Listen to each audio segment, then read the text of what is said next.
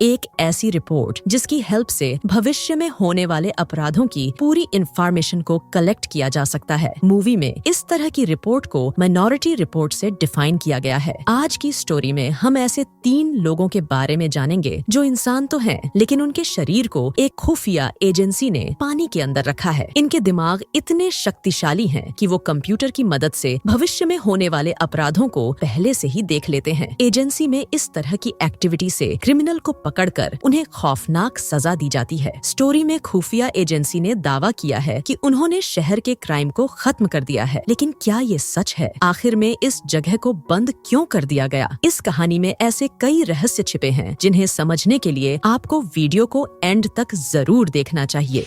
Movie start होती है और हम अमेरिका के वॉशिंगटन शहर को भविष्य में देखते हैं। इस समय एक खुफिया एजेंसी का डिपार्टमेंट काम कर रहा होता है, जिसमें पुलिस के कुछ खुफिया लोग भी शामिल हैं। यहाँ पर हमें 3 लोगों को दिखाया जाता है जिन्हें एक पानी के टैंकर में डुबोकर रखा गया था। ये वही लोग होते हैं जो क्राइम को खत्म करने में एजेंसी की मदद करते हैं। यहाँ पर इन तीनों लोगों के दिमाग को कंप्यूटर से कनेक्ट किया गया है। ये तीनों कोई नॉर्मल इंसान नहीं, बल्कि भविष्य में होने वाले खतरों को भी देख सकते थे। उनके दिमाग की पावर से भविष्य के ख्यालों को कंप्यूटर स्क्रीन पर देखा जा सकता है। अब हम एजेंसी में एक जॉन नाम के आदमी को देखते हैं। जॉन अपने काम में सबसे आगे होता है, लेकिन उसकी लाइफ में हुए पुराने इंसिडेंट की वजह से अब वो पूरी तरह से अकेला है। दरअसल उसके 6 साल के बच्चे का किडनैप हो चुका था, जिसकी वजह से उसकी वाइफ ने जॉन पर लापरवाही का इल्जाम लगाकर उसे डिवोर्स दे दिया था। अगले सीन में हम इस खुफिया एजेंसी में डैनी नाम के एक ऑफिसर को देखते हैं, जो कि जॉन के साथ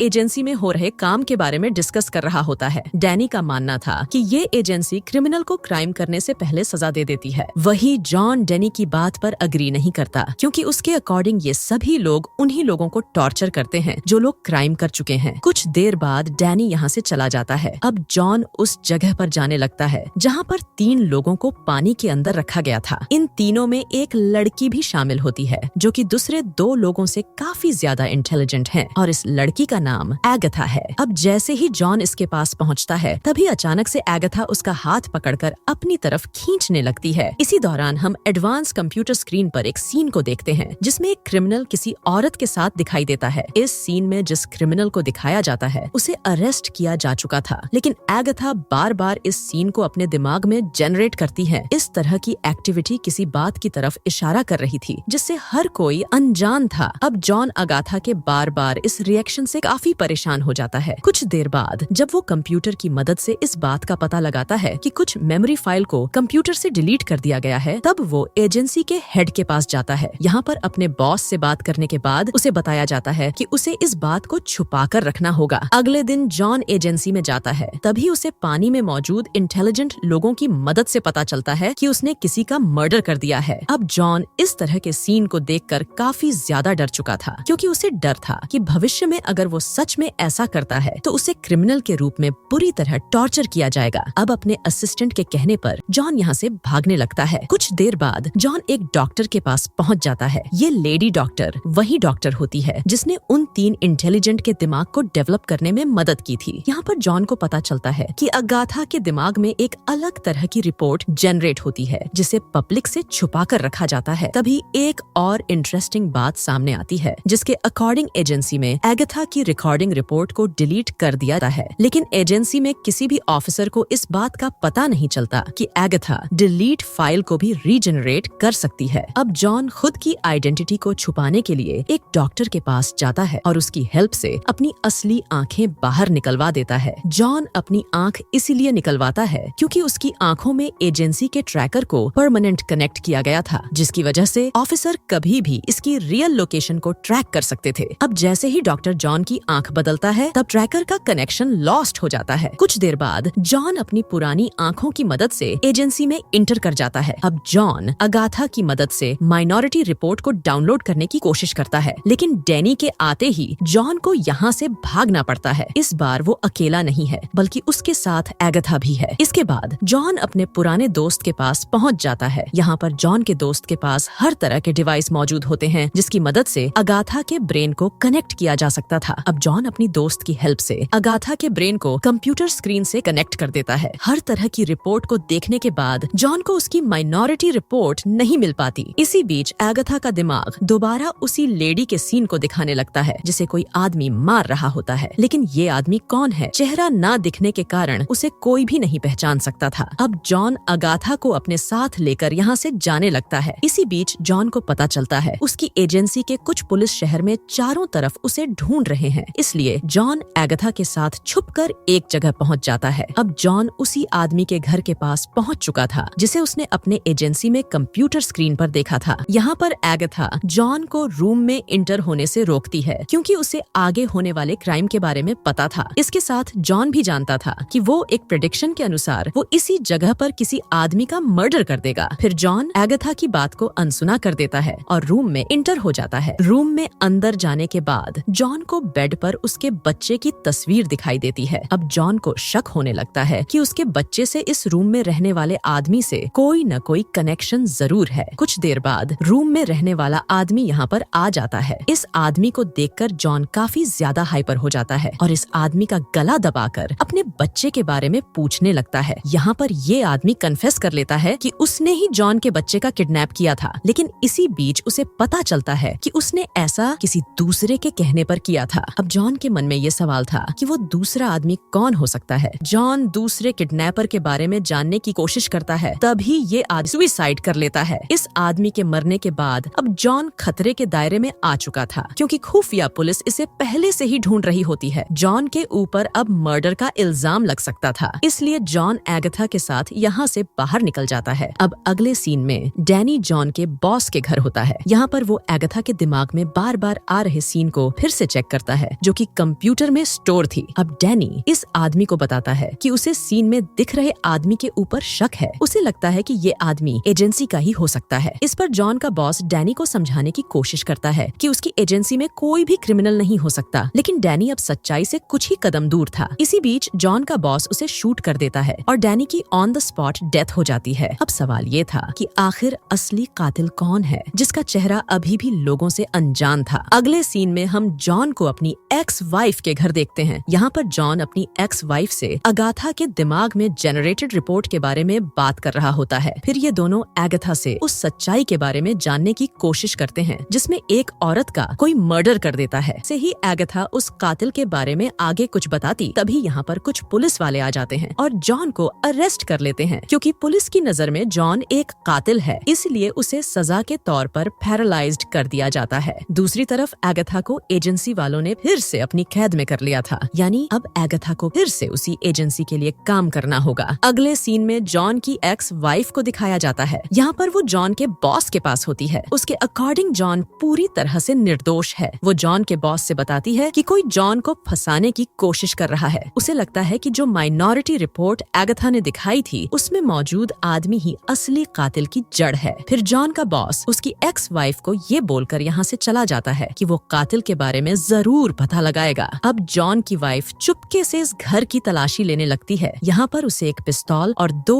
आंखें मिलती हैं। फिर उसे ख्याल आता है कि ये दोनों आंखें जॉन की हो सकती है क्योंकि जॉन अपनी वाइफ को सब कुछ बता चुका था। कुछ देर बाद जॉन की एक्स वाइफ उसी एजेंसी में इंटर हो जाती है जहाँ पर जॉन काम किया करता था। इसके बाद वह जॉन को टॉर्चर रूम से आजाद कर देती है। अगले सीन में जॉन के बॉस को दिखाया जाता है। वो एक बड़ी पार्टी में एंजॉय कर रहा होता है क्योंकि उसकी एजेंसी काफी ज्यादा पॉपुलर हो चुकी थी और उसके लिए ये समय सक्सेस का समय होता है। इसी बीच पार्टी में टीवी स्क्रीन पर एक माइनॉरिटी रिपोर्ट दिखने लगती है जिसमें साफ साफ दिख रहा होता है कि जॉन का बॉस किसी औरत का मर्डर कर रहा है। अब वह डर जाता है और खुद को बचाने के लिए पार्टी से बाहर चला जाता है। दूसरी तरफ एजेंसी में हम एक तरह की रिपोर्ट को देखते हैं जिसमें जॉन का बॉस उसका मर्डर करने वाला है, लेकिन क्या ये सच में होने वाला है? इस बात से सभी लोग अनजान थे। अगले सीन में जॉन और उसका बॉस एक साथ होते हैं, सौंप देता है, जिसके मद्देनजर गवर्नमेंट पूरी उस एजेंसी को सील कर देती है। इसके साथ ही उन 3 इंटेलिजेंट लोगों को आजाद कर दिया जाता है जिन्हें जबरदस्ती एजेंसी में यूज किया जाता था। अब ये तीनों अपनी लाइफ नॉर्मल इंसानों की तरह जीने लगे थे। मूवी के लास्ट सीन में हम जॉन और उसकी वाइफ को देखते हैं। अब जॉन की वाइफ अपने हस्बैंड की हकीकत जानने के बाद उसके साथ ही रहने लगती है। इसी के साथ मूवी का द एंड हो जाता है।